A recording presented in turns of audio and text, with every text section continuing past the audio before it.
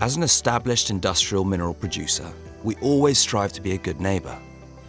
So here we have an example of one of our permanent air quality monitoring devices that has the ability to send live data direct to the local council, and we are one of the first companies to set up such a monitoring device.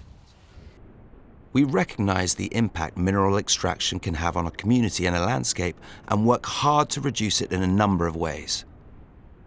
We excavate and restore the land responsibly, so it's virtually invisible in the local setting. We keep noise and light pollution to a minimum.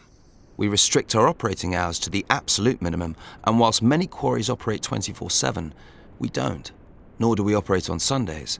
But we do operate lorries all year round so farmers can get their animal feed even on Christmas Day.